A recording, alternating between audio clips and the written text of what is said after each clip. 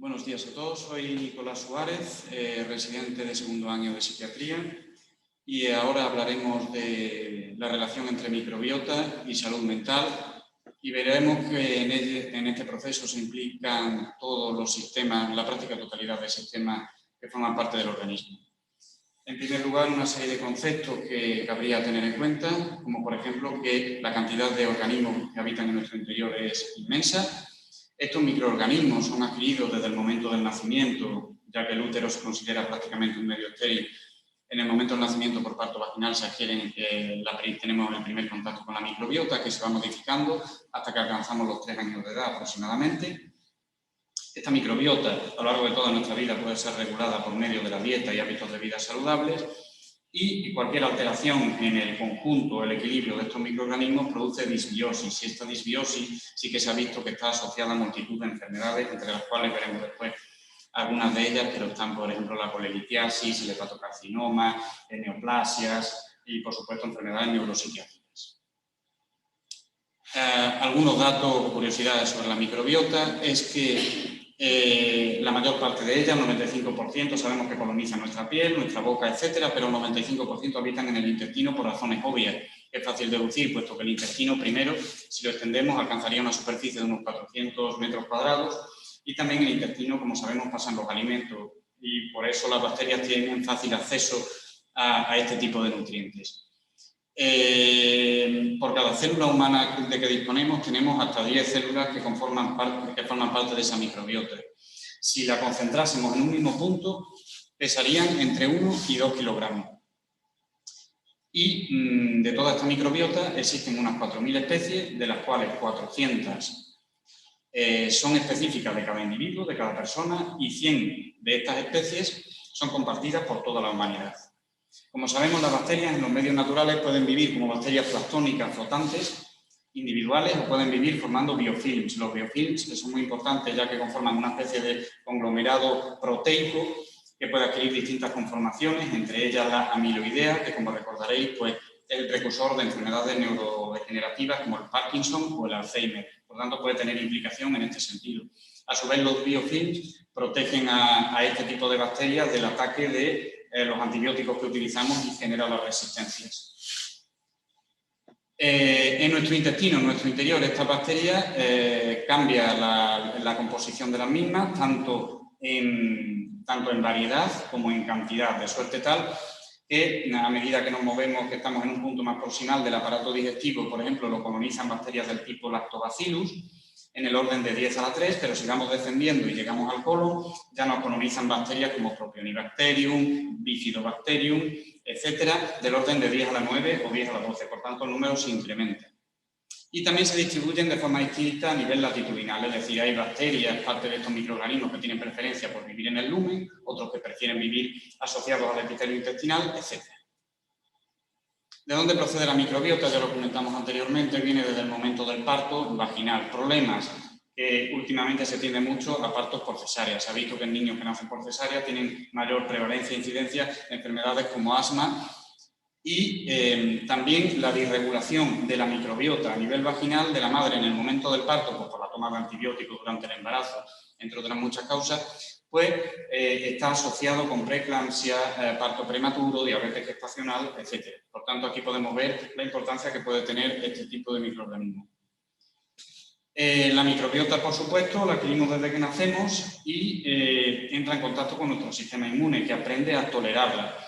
Tenemos un pacto no escrito con este tipo de microorganismos, por medio del cual nosotros los protegemos o les permitimos vivir en nuestro interior, y ellos nos aportan ciertos nutrientes que de otro modo seríamos incapaces de fabricar, como por ejemplo la vitamina K, también minerales, vitaminas, etc.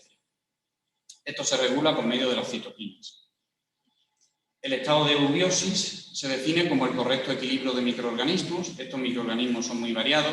Podemos distinguirlos fácilmente y resumirlos en 3 tipos. Los microorganismos que simplemente ocupan espacio y lugar, impidiendo que crezcan patógenos. Por otro lado, los microorganismos que son sencillamente perjudiciales, como los que viven en la flora bucal y que solo podemos lavarnos los dientes y este tipo de cosas, pero no podemos eliminarlos. Y los microorganismos que directamente nos benefician. Dentro de las bacterias perjudiciales, que están en pequeño número, están las bacterias proteolíticas, que luego hablaremos de ellas. conforman el 0,01% del problema cuando proliferan y se extienden por otras partes del tubo digestivo, alterándolo. ¿Cómo pueden estos microorganismos alterar el tubo digestivo? De múltiples formas, y el tubo digestivo también puede alterarse de múltiples maneras, después las comentaremos.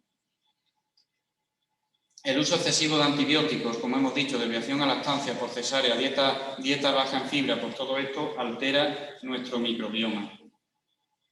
Ahora bien, y el tema principal que nos atañe en esta sesión, la relación entre la microbiota y el sistema nervioso. La microbiota se comunica con el sistema nervioso de múltiples formas. El intestino también se puede alterar de múltiples formas, por estrés psicógeno, se puede alterar por infecciones, etc.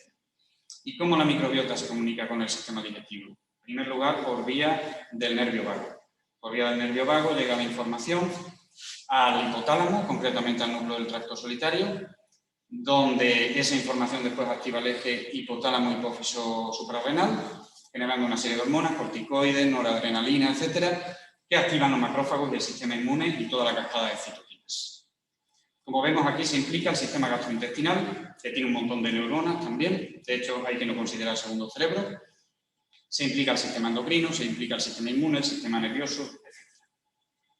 Existe una comunicación constante entre todos estos sistemas, por supuesto.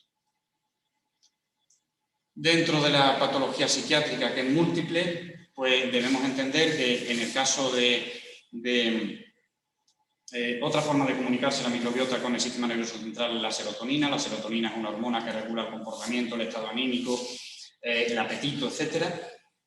Y esta serotonina se crea en un 80-90% en el intestino, precisamente.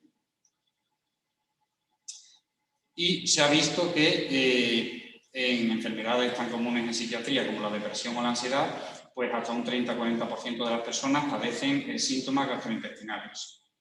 En el caso de enfermedades como el autismo, hay una alta incidencia de enfermedades y síntomas gastrointestinales y se ha visto que en niños autistas respecto a niños sanos sí que se altera la diversidad y la composición de esa microbiota. Por su parte, en la depresión se altera claramente y se distorsiona la relación entre el sistema inmune y el nervioso central.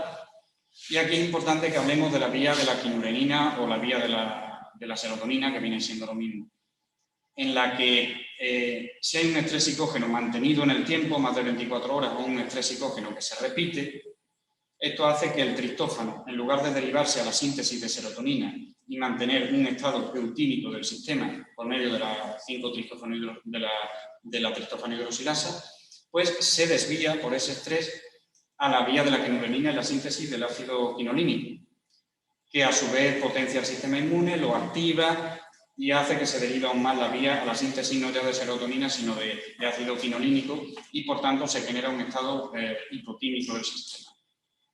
Se ha visto también que Coprococcus está relacionado, el descenso en niveles de Coprococcus en nuestra microbiota está relacionado con afectación depresiva y son pacientes que definen por un estado de agotamiento físico. Es fácil entender que por el simple hecho de alterarse la microbiota se genera un estado de inflamación crónica y este estado inflamatorio, como cualquier enfermedad que nos aqueja en cualquier momento, pues obviamente hace que queramos estar postrados, que perdamos el apetito, anedonia, etc. Estos son claros síntomas depresivos.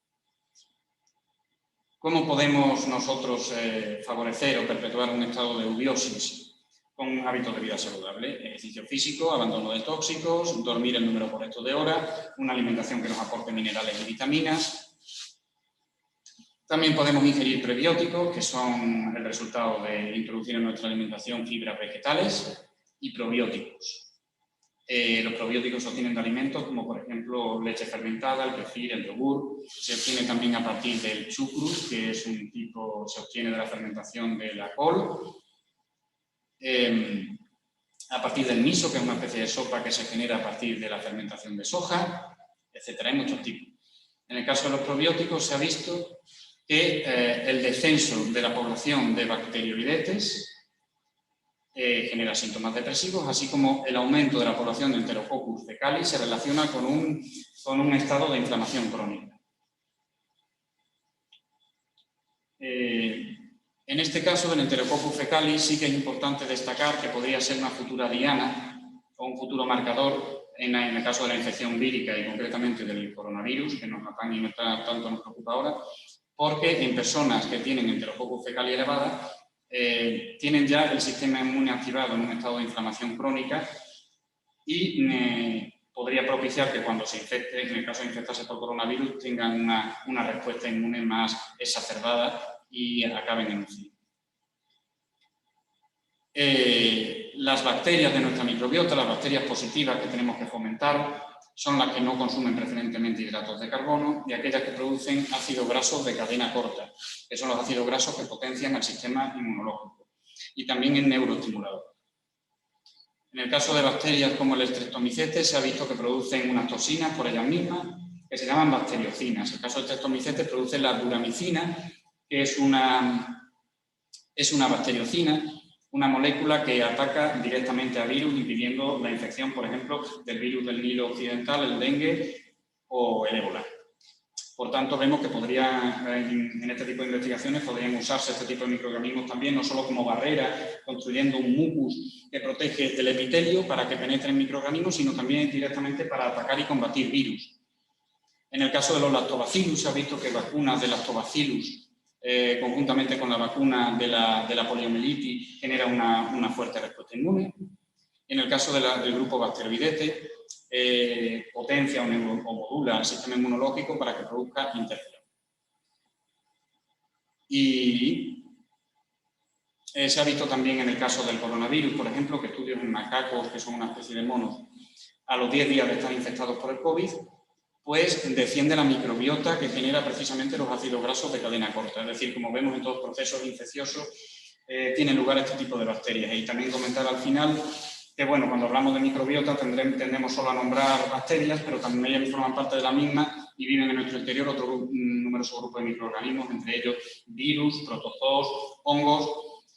Y sería interesante también analizar el caso de los virus bacteriófagos para destruir a las bacterias nocivas que forman parte de la población perjudicial en nuestro organismo, que son las bacterias proteolíticas, que a su vez generan lipopolisacáridos, que son endotoxinas, que de romperse la continuidad de la barrera intestinal pueden entrar en contacto con el sistema inmune, generando ese estado del que tantas veces hemos hablado repetidamente, de inflamación crónica. Y ya con esto termino. Muchas gracias por vuestra asistencia.